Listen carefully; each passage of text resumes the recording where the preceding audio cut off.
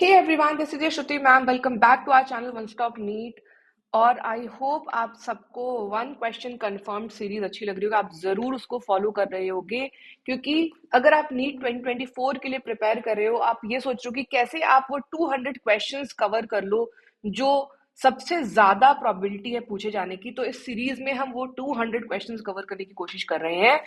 आज हम जो टॉपिक पढ़ने वाले हैं वो है न्यूक्लियोटाइड और डीएनए का स्ट्रक्चर टिल क्रोमोसोम। अगेन मैं आपको 3 क्वेश्चन दिखाऊंगी जो लगातार 3 साल है ना, 2023, 22 और 21 में इस टॉपिक से पूछे गए हैं। तो सबसे पहले अगर अभी तक चैनल को सब्सक्राइब नहीं किया है, सब्सक्राइब करो, वीडियो को लाइक करो और जरूर से मुझे कमेंट सेक्शन में वो टॉपिक्स बताओ जो आपको लगता है बायो में इंपॉर्टेंट है और जिसपे वन क्वेश्चन कंफर्म सीरीज मुझे बना लेनी चाहिए, है ना।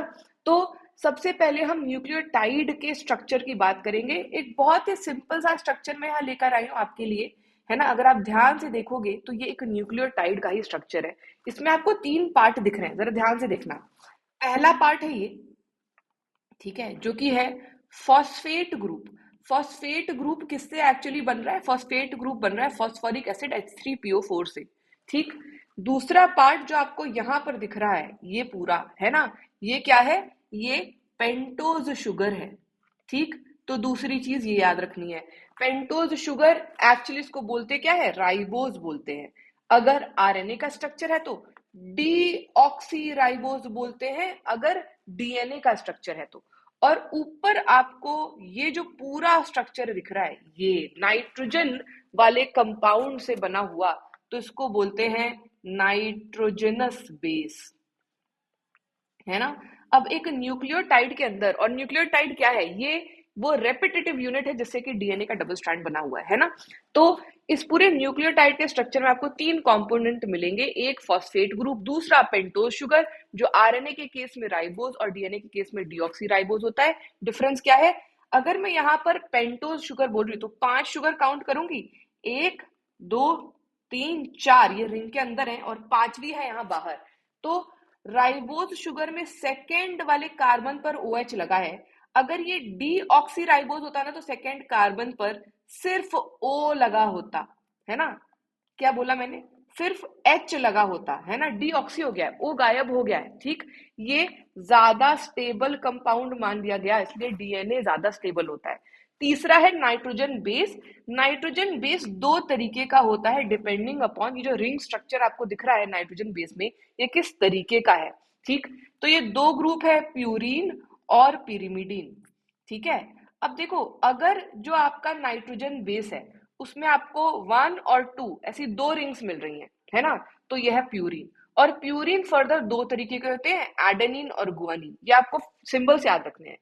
अगर इसमें 2 रिंग की जगह सिर्फ 1 रिंग ही मिल रही है नाइट्रोजन की, है ना, तो ये पिरिमिडीन हो जाता है। और पिरिमिडीन 3 तरीके के होते हैं, साइटोसिन, थाइमीन और यूरासिल। साइटोसिन आपको सिर्फ डीएनए में मिलेगा और यूरासिल आपको सिर्फ आरएनए में मिलेगा। और मैं ये बोल सकती हूँ कि डीएनए के स्ट्रक्चर में जहां पर भी जो है थाइमीन है, आरएनए के स्ट्रक्चर में थाइमीन को रिप्लेस कर देता है यूरासिल, है ना। अब ये बातें आपको याद रखनी है, जो है पहली चीज जो मैं बोल रही हूँ, पूरा ये जो स्ट्रक्चर दिखाया है उसके बारे में। अब आओ थोड़ी और बात बताती हूँ, ठीक है। तो ये तो था आपका स्ट्रक्चर, ठीक। अब सुनो कि एक्चुअली ये आपस में जुड़े कैसे हैं। यहाँ पर आपको कुछ बॉन्ड्स हैं जो याद रखने होते हैं। अब मैं बोलूंगी बॉन्ड की शुरुआत होती है आपके पेंटोज शुगर से, यानी राइबोज शुगर से। राइबोज शुगर के फर्स्ट कार्बन के साथ क्या जुड़ा है? नाइट्रोजन बेस, है ना, फर्स्ट कार्बन के साथ। और ये जो बॉन्ड आपको दिख रहा है शुगर और नाइट्रोजन बेस के बीच में, इसको बोलते हैं एन ग्लाइकोसाइडिक लिंकेज, ठीक। तो पहली चीज आपको ये याद रखनी है। अब दूसरा देखो जरा और ध्यान से, है ना, और पास से। अब ये है आपका शुगर का लास्ट कार्बन, 5th कार्बन, है ना, इसके साथ जुड़ा है आपका फॉस्फेट ग्रुप। तो फॉस्फेट ग्रुप यहाँ जिस बॉन्ड से आपके शुगर के साथ जुड़ रहा है इसको क्या बोल देते हैं? यहाँ पर एक एसिड और अल्कोहल के बीच में बॉन्डिंग होती है तो इसको, और फॉस्फेट ग्रुप है तो इसको फॉस्फो ईस्टर बॉन्ड बोल देते हैं, है ना। और इसी तरीके से, ठीक है, ध्यान रखना, एक जो है न्यूक्लियोटाइड दूसरे न्यूक्लियोटाइड से जुड़ा होता है 3rd कार्बन के साथ। और यहाँ पर वापस से नीचे का जो आपका फॉस्फेट ग्रुप है ना, नेक्स्ट न्यूक्लियोटाइड का, वो जुड़ा होता है। यहां पर जो बॉन्ड होता है ये दूसरा फॉस्फोइस्टर बॉन्ड है, इसको डाइफॉस्फो या बाइफॉस्फोइस्टर बॉन्ड बोल देते हैं।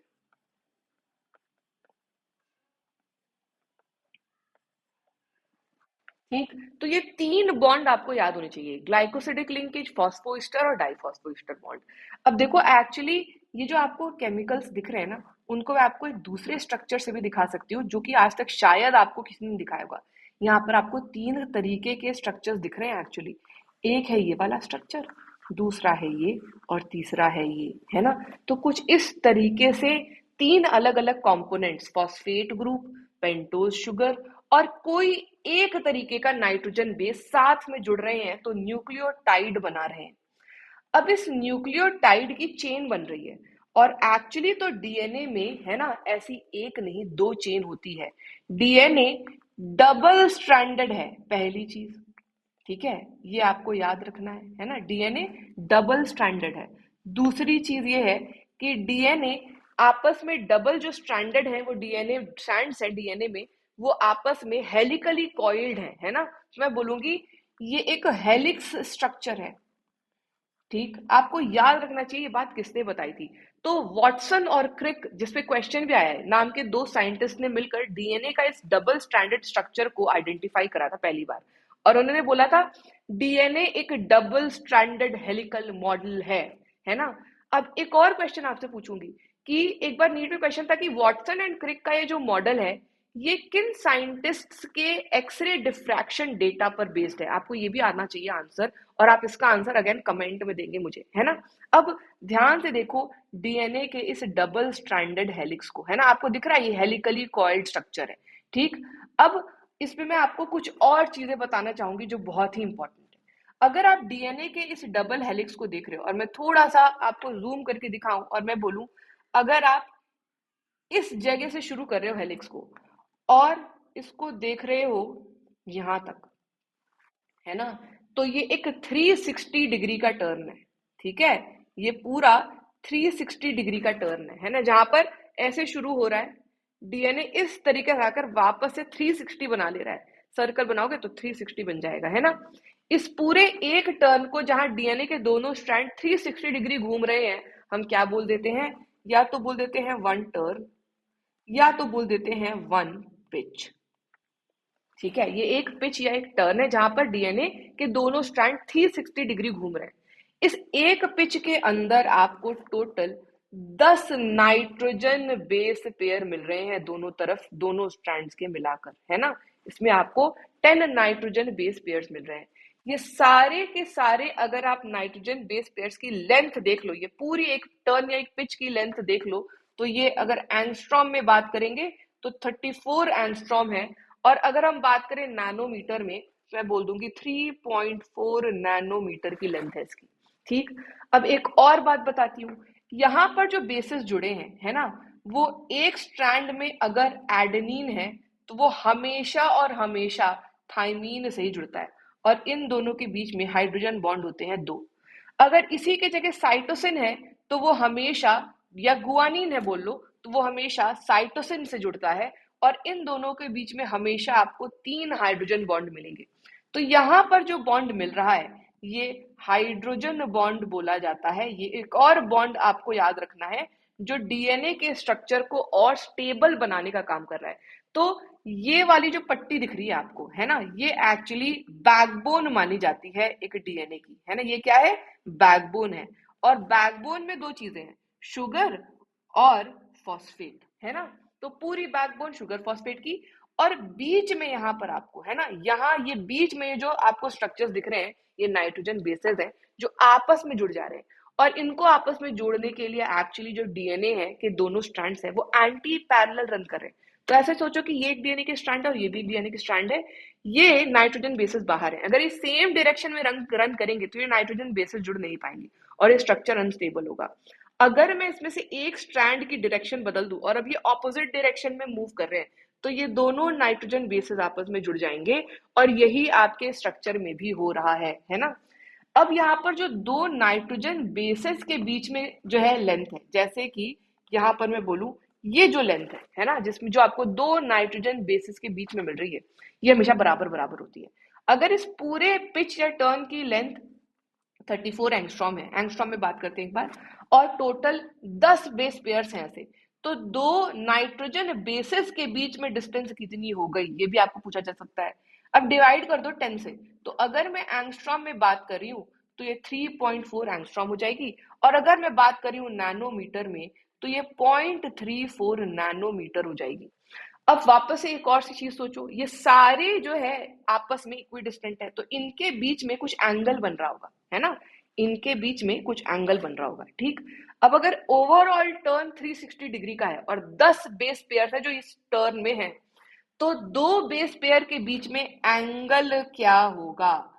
अगेन आप डिवाइड कर दीजिए 360 डिग्री को 10 से, यानी कि हो गया 36 डिग्री का एंगल हर दो बेस के बीच में आपको मिल रहा है। वो ऐसे ऐसे घूमते जा रहे हैं थोड़ा थोड़ा, है ना। आई होप इतनी बात अगेन आपको क्लियर होगी। ये ऐसे क्वेश्चंस बनाएंगे जो डायरेक्ट पूछे जाएंगे आपसे कि कितने बेस पेयर है, कितनी लेंथ है, दो बेसिस के बीच में कितनी लेंथ है, एटी के साथ जुड़ता है, जीसी के साथ जुड़ता है, एटी में डबल बॉन्ड हो रहा है, जीसी में ट्रिपल बॉन्ड हो रहा है, तो ये आपको याद रखना है, ठीक। अब आओ इसको और कंडेंस और कॉइल करते हैं। आपके एनसीईआरटी में ये भी लिखा है कि अगर आप इस डीएनए की लेंथ को देखेंगे, है ना, तो इसकी ओवरऑल लेंथ इतनी है कि आपको नेकेड आई से दिख जाना चाहिए, है ना। लेकिन क्या हमें एक्चुअली डीएनए नेकेड आई से दिखता है? नहीं दिखता, है ना। इवन सेल भी नेकेड आई से नहीं दिखता। तो डीएनए किस तरीके से सेल के अंदर न्यूक्लियस में पैक किया जा रहा है कि वो हमें दिख नहीं रहा है ना। इसकी पैकेजिंग पे बहुत क्वेश्चंस आते हैं। अब मान लो ये डीएनए है, ठीक, ये है हमारा डीएनए, है ना। इस डीएनए को अगर मुझे पैक करना है तो सबसे पहली चीज मुझे ये याद रखनी होगी कि डीएनए नेगेटिवली चार्ज मॉलिक्यूल होता है ना। अब इसको पैक करने के लिए मुझे एक पॉजिटिवली चार्ज्ड मॉलिक्यूल चाहिए जो यहां आपको दिख रहा है, ठीक। ये है हिस्टोन प्रोटीन का बना हुआ ऑक्टामर। हिस्टोन ऑक्टामर में एक्चुअली 8 हिस्टोन के पीसेस हैं। हिस्टोन के बारे में दो चीजें आपको याद रखनी है, एक कि ये पॉजिटिवली चार्ज है, और ये पॉजिटिवली चार्ज इस वजह से है क्योंकि ये कुछ बेसिक अमाइनो एसिड्स से मिलाकर बना हुआ है। वो बेसिक अमाइनो एसिड्स कौन से हैं? एक है लाइसीन और दूसरा है आर्जिनिन। इस पे अभी हम देखेंगे कि लास्ट 3 इयर्स में क्वेश्चन भी आए, है ना। तो हिस्टोन ऑक्टामर में अलग अलग तरीके के हिस्टोन प्रोटीन होते हैं, जैसे कि H1, H2A, H2B, H3, H4, है ना। इसमें से जो ऑक्टामर है वो H2A, H2B, H3 और H4 को मिला के बनाया जा रहा है ना। H1 रह गया, ठीक। अब देखो हो क्या रहा है, ये सारे के सारे मिलाकर एक बॉल जैसा शेप ले ले रहे हैं। डीएनए इसी बॉल के ऊपर अगर आपको ध्यान से देखोगे, है ना, तो कॉयल होता हुआ दिख रहा है। अब सोचो डीएनए इसके ऊपर कॉयल हो जा रहा है, ठीक। जब डीएनए और हिस्टोन ऑक्टामर एक दूसरे पर कॉयल हो जा रहे हैं तो स्ट्रक्चर को क्या बोला जाता है, इस पे भी क्वेश्चन आया है। तो डीएनए और हिस्टोन ऑक्टामर को साथ में बोल दिया जाता है न्यूक्लियोसोम। और अगर आपको पूछा जाए कि एक न्यूक्लियोसोम में कितना डीएनए कॉइल हो रहा है ना, तो याद रखना 200 बेस पेयर नाइट्रोजन बेस के एक न्यूक्लियोसोम में कॉइल्ड होते हुए दिख रहे हैं, ठीक। अगेन ये क्वेश्चन ऐसा है जो आपसे पूछा जा सकता है। फिर इसके आगे डीएनए देखो, मैं ट्रेस करी हूं, आगे बढ़ जा रहा है और वैसे ही दूसरे ऑक्टामर पे कॉइल कर रहा है, फिर आगे बढ़ जा रहा है, फिर तीसरे पे कॉइल कर जा रहा है। अब इसके बीच में एक काम हो रहा है क्या, थोड़ा सा डीएनए का पोर्शन जो यहाँ पर है या यहाँ पर है वो दो ऑक्टामर के बीच में लटक रहा है। डीएनए देखो है तो थ्रेड जैसा ही, तो क्या ये यहाँ से टूट सकता है? बिल्कुल। इसको सपोर्ट करने के लिए आपको यहाँ पर एक हिस्टोन का मॉलिक्यूल दिख रहा है और ये है H1 हिस्टोन। ये आपकी एनसीईआरटी में भी दिया है ना। तो हर फ्लैंकिंग डीएनए वाले रीजन को, फ्लैंकिंग डीएनए मतलब जो लटक रहा है दो जो आपकी न्यूक्लियोसोम के बीच में, है ना, उसको सपोर्ट करने के लिए H1 हिस्टोन आकर जुड़ जा रहा है। इस तरीके से H1, H2A, H2B, H3, H4 सारे साथ में मिलके डीएनए को फर्दर कॉइल करने का और कंडेंस करने का काम कर रहे हैं, ठीक। अब ये कंडेंस होता जा रहा है, होता जा रहा है, और एक्चुअली आपको इस तरीके का स्ट्रक्चर मिल रहा है जिसमें आपको बीड्स के जैसे हिस्टोन ऑक्टामर मिल रहे हैं, है ना, कुछ इस तरीके से, ठीक है। और इन हिस्टोन ऑक्टामर पे पूरी तरीके से लपेटा हुआ डीएनए मिल रहा है। ये जो मॉडल है, ये जो आपको दिख रहा है, इसको हम बीड्स ऑन स्ट्रिंग मॉडल बोलते हैं। ऐसा लग रहा है मोती की माला है ना। ये एक्चुअली कौन सा स्ट्रक्चर है, इसको बार बार हम पढ़ते हैं। ये एक क्रोमैटिन थ्रेड का स्ट्रक्चर है ना। तो कंडेंस हो रहा है जब डीएनए, तो वो बना ले रहा है क्रोमैटिन थ्रेड। अब इस क्रोमैटिन थ्रेड की फर्दर कंडेंसेशन हो रही है एक क्रोमोसोम के अंदर, है ना। अब ऐसे सोचो, क्रोमोसोम के पास एक्चुअली, है ना, यहां बना रही हूं, ठीक, ये मान लो एक जो है क्रोमोसोम का एक पार्ट है, ठीक है, जिसको एक क्रोमैटिड बोलते हैं। तो वापस से बना रही हूं, है ना। इसके अंदर भी एक प्रोटीन है ऐसे, ठीक। अब जो क्रोमैटिन थ्रेड है वो फर्दर कॉइल हो रहा है कहां पर, इस वाले प्रोटीन के अराउंड ऐसे, और इसी कंडेंसेशन से बन जा रहा है एक क्रोमोसोम, है ना। यहां पर एक लास्ट बात ध्यान से सुनना, ये जो प्रोटीन यहां पर है, ये ब्लू वाला, है ना, ये प्रोटीन हिस्टोन प्रोटीन नहीं है। क्या? हिस्टोन प्रोटीन नहीं है। तो इसका नाम क्या होता है? इसका नाम होता है नॉन हिस्टोन। हिस्टोन प्रोटीन नहीं है, कुछ अलग तरीके का प्रोटीन है। तो नॉन हिस्टोन क्रोमोसोम बनाने वाला प्रोटीन, क्रोमोसोमल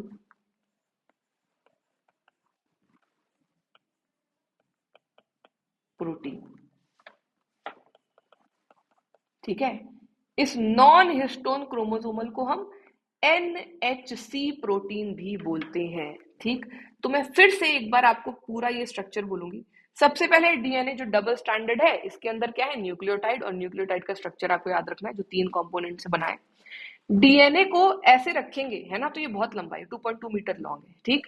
तो इसको कंडेंस किया जा रहा है कैसे, नेगेटिवली चार्ज डीएनए को लपेट दिया जा रहा है पॉजिटिवली चार्ज हिस्टोन प्रोटीन के बने हुए एक गोल से स्फेरिकल से कंपाउंड पे, ठीक। हिस्टोन ऑक्टामर इसको बोल रहे हैं। हिस्टोन जो है प्रोटीन, ओवरऑल वो ग्रुप ऑफ प्रोटीन है, कई अलग अलग तरीके के प्रोटीन्स हैं, और ये पॉजिटिवली चार्ज है, तो पॉजिटिव और नेगेटिव अट्रैक्ट कर रहा है और ये आपस में जो है कंडेंस हो जा रहे हैं, है ना। ये 2 बेसिक अमाइनो एसिड जो आपको याद रखना है, इसमें ज्यादा मिलेंगे, लाइसिन और आर्जिनिन। हिस्टोन ऑक्टामर जो है वो H2A, H2B, H3 और H4 type of histone protein से बना है। इस साथ में जुड़ के न्यूक्लियोसोम बना रहा है। एक न्यूक्लियोसोम के अंदर 200 बेस पेयर आपको मिल रहे हैं डीएनए के, है ना। फिर 2 हिस्टोन ऑक्टामर से जुड़े हुए डीएनए, यानी न्यूक्लियोसोम के बीच में जो डीएनए फ्लैंक कर रहा है उसको सपोर्ट कर रहा है H1 हिस्टोन। इस तरीके से आपको क्रोमैटिन थ्रेड, जिसको कि हम बीट्स ऑन स्ट्रिंग मॉडल बोलते हैं, बनते हुए दिख रहा है। और ये फर्दर कंडेंस किया जा रहा है एक अलग प्रोटीन पर, जिसको बोल रहे हैं नॉन हिस्टोन क्रोमोसोमल प्रोटीन। और जब ये नॉन हिस्टोन क्रोमोसोमल प्रोटीन पे जो है पूरी तरीके से कॉइल किया जा रहा है, तो ये शेप ले रहा है किसका, ये शेप ले रहा है क्रोमोसोम का। और जब भी हम पढ़ते हैं क्रोमोसोम के बारे में, तो हम ये इस तरीके से पढ़ते हैं कि एक किसी भी स्पीशीज के इंडिविजुअल के अंदर किस तरीके से क्रोमोसोम पाए जाते हैं, हैप्लॉइड या diploid, total number of chromosomes कितने हैं। जैसे ह्यूमन में टोटल 46 क्रोमोसोम्स हैं जो डिप्लॉइड कंडीशन में पाए जाते हैं, तो हम बोलते हैं 23 पेयर ऑफ होमोलोगस क्रोमोसोम्स आपको ह्यूमंस में मिलेंगे। इतना पार्ट जो हमने कवर किया, इसमें आपको क्वेश्चंस मिल जाएंगे जो हर साल पूछे ही जाते हैं, ठीक। आपको पहला क्वेश्चन मैं दिखा रही हूं जो कि 2023 में पूछा गया है, ठीक है। क्वेश्चन क्या है कि गिवन बिलो आर 2 स्टेटमेंट्स। एक, in prokaryotes the positively charged DNA is held with some negatively charged protein in a region called nucleoid, है ना। जो दूसरा स्टेटमेंट है उसमें लिखा है in eukaryotes the negatively charged DNA is wrapped around positively charged histone octamer to form nucleosome। आ गया ना अब आपका कंडेंसेशन वाला पार्ट, है ना। तो भाई याद रखना, डीएनए चाहे प्रोकैरियोट्स में हो या यूकैरियोट्स में हो, DNA is always negatively charged, है ना। तो पहला तो स्टेटमेंट ही गलत हो गया, ये अभी पिछले साल पूछा गया है ना। तो यहां पर क्या होगा आंसर, ये वाला सही है, नेगेटिवली चार्ज डीएनए है जो कि रैप्ड अराउंड है पॉजिटिवली चार्ज स्टोन ऑक्टामर, और उसको हम न्यूक्लियोसोम बोल रहे हैं, है ना। तो स्टेटमेंट 1 इनकरेक्ट है, बट स्टेटमेंट 2 पूरी तरीके से करेक्ट है, याद रखना है। अब आप दूसरे क्वेश्चन की बात करते हैं जो 2022 में पूछा गया है। क्या है लिखा है, read the following statement and choose the correct statement या सेट ऑफ करेक्ट स्टेटमेंट, है ना। पहला है you chromatin is loosely packed chromatin. अगर आपको नहीं पता है तो क्रोमैटिन के बारे में पता जरूर होना चाहिए, या आप फर्दर जो है जरूर पढ़ सकते हैं। Heterochromatin is transcriptionally active. Histone octamer is wrapped by negatively charged DNA in nucleosomes. Histones are rich in lysine and arginine, and a typical nucleosome contains 400 base pairs of DNA helix. अगर आप इसको ध्यान से पढ़ेंगे तो actually ये तो गलत है, 200 होता है। Histones are rich in lysine and arginine, अभी पढ़ा था, बिल्कुल सही है। हिस्टोन ऑक्टामर जो है वो नेगेटिवली चार्ज डीएनए, जो इसको न्यूक्लियोसोम बोल रहे हैं, है ना, उससे बना हुआ है। Heterochromatin is transcriptionally inactive. Euchromatin is transcriptionally active and euchromatin is loosely packed. Heterochromatin is densely packed. तो एक्चुअली ये भी सही है, ये गलत है और बाकी स्टेटमेंट सही है। तो यहाँ पर आपको ऑप्शन चॉइस में मल्टीपल तरीके के ऑप्शन होंगे, जैसे कि ए बी सी सही है, 8C D E सही है, CDE सही है या DE सही है। आपको याद रखना है ए भी सही है, सी भी सही है, डी भी सही है और ई भी सही है ना। नेक्स्ट क्वेश्चन, नेक्स्ट ईयर फिर से पूछा गया है हिस्टोन पे, है ना। 2021 में क्या पूछा है, which one of the following statement about histone is wrong. Histones are organised to form a unit of 8 molecules, सही है। PH of histone is slightly acidic, है ना। तीसरा भी पढ़ लो एक बार, histones are rich in lysine and arginine, सही है। Histones carry positive charge to the side chain, सही है। भाई ये एसिडिक नहीं हो सकता, फिर ये नेगेटिवली चार्ज हो जाएगा, ये बेसिक है, ये बेसिक अमाइनो एसिड से बना हुआ है ना। इसमें बेसिक अमाइनो एसिड ज्यादा मिल रहे हैं, बट हैं तो बहुत सारे तरीके के अमाइनो एसिड, ठीक है। तो जो रॉन्ग स्टेटमेंट है वो सेकंड है, आप सबको दिख रहा है। अगर आप इस तरीके से देखें तो आपको ऑलमोस्ट हर साल कंटिन्यूअसली इस पार्ट से क्वेश्चन आते हुए मिलेंगे। तो इस साल भी इस क्वेश्चन इस टॉपिक से, इस पार्ट से, है ना, जरूर एक क्वेश्चन आएगा ही आएगा। आई होप आपको ये टॉपिक समझ आया अच्छे से और अच्छा लगा वीडियो तो लाइक करो, अपने सारे फ्रेंड्स के साथ जो कि प्रिपेयर कर रहे हैं नीट के लिए शेयर कर दो, उनकी भी हेल्प कर दो यार, है ना। और अगर अभी तक चैनल को सब्सक्राइब नहीं किया है तो सब्सक्राइब करके बेल आइकन प्रेस कर दो। आपको डेली फिजिक्स केमिस्ट्री बायो में ऐसे 1 क्वेश्चन कंफर्म सीरीज से टॉपिक्स मिलते रहेंगे, वीडियोस मिलते रहेंगे। रिवीजन करते रहो, मेहनत करते रहो। ऑलमोस्ट 50 डेज रह गए नीट 2024 में, तो अब आपको अच्छे से टॉपिक्स वापस से रिवीजन कर करके स्ट्रॉन्ग करते जाने हैं। आई होप आप सबका एग्जाम अच्छा होगा। I see you in the next video. Till then take care everyone, bye bye.